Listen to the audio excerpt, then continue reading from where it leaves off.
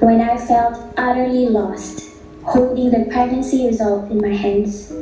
I had second thoughts of showing it to the man next to me, but I finally summoned up the courage to tell him, I'm pregnant.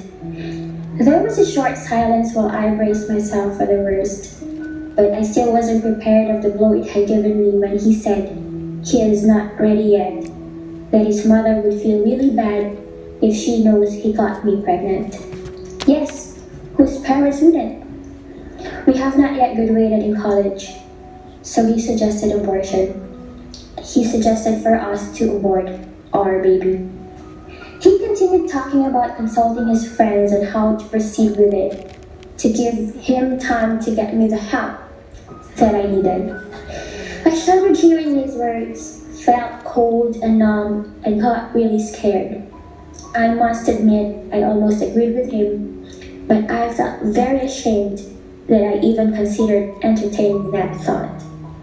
I felt really human, very scared, and at the same time, inhumane as well. I didn't know where I got the courage to speak up and say in a matter-of-fact voice that I am keeping the baby. I thank the heavens for the strength and wisdom given to me to make the right choice, despite the fears and doubts in my heart. I didn't really know if I really could stand up on my own. Though I loved him so much at the time, I couldn't make myself agree to his proposal just to keep him. So I walked away from that sad encounter. I took the first step in making things right again with myself and with God. I really felt abandoned and betrayed by someone whom I thought would be there for me. As the usual soap opera we saw in prime time, the guy just went away and the woman was left crying, facing shame alone. I accepted and faced the consequence of my bad choices. I took ownership full time. The first thing I did was to tell my parents the truth. I knew that bringing them the news would hurt them big time and would almost shatter their world and their dreams for me. So no matter how hard it was for me, I texted my father that I'm pregnant. I anxiously waited for his reply. He just asked who the guy was and where he was. I didn't tell him the name. What is the use, right? He then asked me if I would like to go home because my mother thought I might have a hard time in my situation. The thing was, I did expect a reprimand. I expect questioning, harsh, judgmental statements from hurt and pained parents. Not those kind, loving words of reassurance that home is waiting for me no matter who I become and no matter how bad my choices were. Right there I knew that despite the pains, disappointments and frustrations I caused my parents, despite causing them shame, despite my father facing his own problem, my father set everything aside to show me understanding, acceptance, and love. Looking deeply, I believe that God used my biological father to show me his great mercy and unfailing love.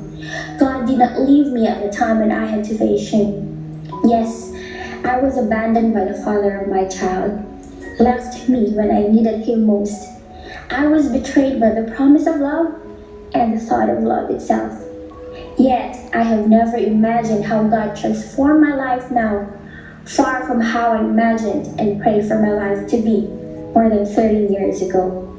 I prayed for a healthy baby, and he had given me not only a healthy daughter, but a healthy, strong, beautiful, intelligent daughter who had just graduated with honors.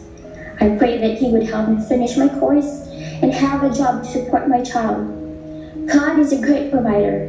He not only made me a licensed electronics and communications engineer, he had given me a near to ideal job here in Thailand, and that just came to me unexpectedly. He let me travel to some parts of the world where I thought were only truths. Here in Thailand, I also joined the CFC-FFL community, where I found family that helped me grow more in my faith in God. Their spiritual and emotional support in me as a single mom has motivated me more to serve God and the community.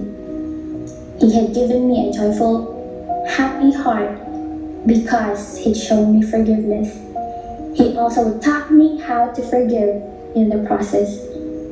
I did pray that the father of my child would realize his mistakes of ever thinking about aborting a baby.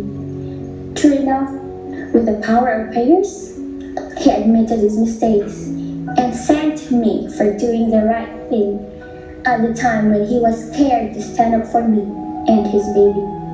That alone is enough for me to let go of my past and look forward to greater and awesome things ahead. Because I know that wherever I am, wherever I go, God is always holding my hand. God never gives up on me. God has given me his gift of mercy. I am VJ, and I am a living example that God truly is rich in mercy. VJ actually lead our teaching today. When he said